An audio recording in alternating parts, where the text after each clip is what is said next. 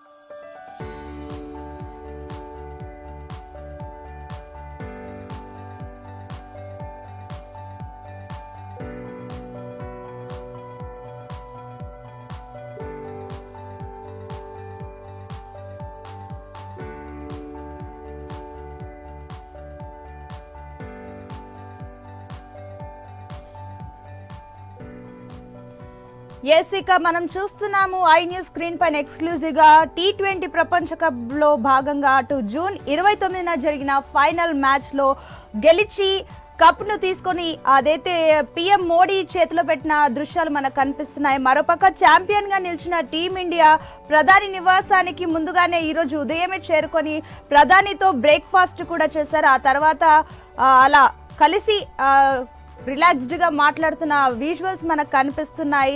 ఏదైతే విరాట్ కోహ్లీ అదేవిధంగా రోహిత్ సేన వీరందరితో కూడా అక్కడ ప్రధాని ఎక్కువగా టైం ఇస్తున్నట్లు తెలుస్తుంది. వారి ఆట తీరు, గ్రౌండ్ లో వారు ఏ రకంగా ఆడారు, ఇవన్నీ విషయాలు కూడా చాలా నేర్పుతో ఓపిక్గా వింటున్నట్లు కనిపిస్తుంది. ప్రధాని మోదీ కూడా వారితో నవ్వుతూ మాట్లాడుతున్న విజువల్స్ అయితే మనకు కనిపిస్తున్నాయి. మొత్తం మీద అయితే ఇది ముందుగానే జరగాలి, కానీ 4 రోజుల క్రితం బార్బడోస్ లోనే వాతావరణం కారణంగా నిలిచిపోయారు. ఇప్పుడు వాతావరణం అనుకూలించడం వల్ల పీఎం మోడీని టీమిండియా క్రికెట్ టీం కలిసి ఈ రోజు ఈ రకంగా ములాఖాత్ అయి మాట్లాడుతున్న విజువల్స్ మనకు కనిపిస్తున్నాయి. మొత్తం మీద ప్రధాని మోదీ టీమిండియాకైతే అభినందనలు తెలిపినట్లు మనకు సమాచారం అందుతుంది.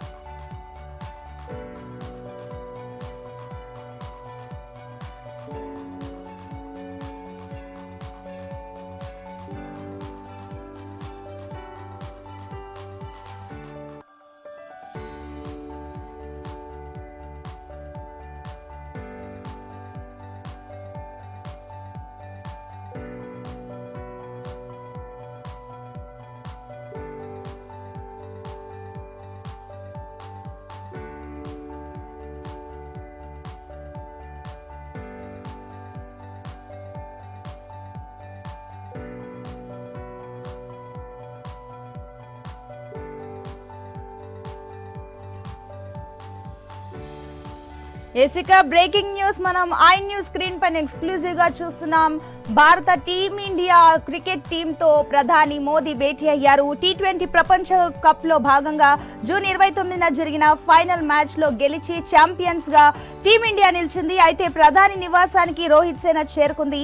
పీఎం మోదీతో కలిసి బ్రేక్ఫాస్ట్ కూడా చేశారు భారత ఆటగాళ్లు. ఇక కప్ గెలుచుకున్న జట్టును సభ్యులను కూడా ప్రధాని మోదీ అభినందించారు. కప్ కైవసం చేసుకున్న భారత్ జట్టు 4 రోజులుగా భారీ తుఫాన్ కారణంగా బార్బడోస్ లోనే నిలిచిపోయింది. ఇప్పుడు వాతావరణం అనుకూలించడం వల్ల వారు ఈ రోజు కలిసినట్లు తెలుస్తుంది. సో మొత్తం మీద అయితే ఢిల్లీలో టీమిండియా క్రికెట్ టీమ్ తో కూడా పీఎం మోదీ ములాఖాత్ అయ్యారు, వారిని అభినందిస్తున్నారు. అదేవిధంగా మనం ఇందాక కూడా ఐ న్యూస్ స్క్రీన్ పైన ఎక్స్క్లూజివ్ గా చూసాము. ఏదైతే పొట్టి కప్పును రోహిత్ సేన అందరూ కలిసి కూడా ప్రధానికి అందించిన విజువల్స్ మనకు కనిపిస్తున్నాయి.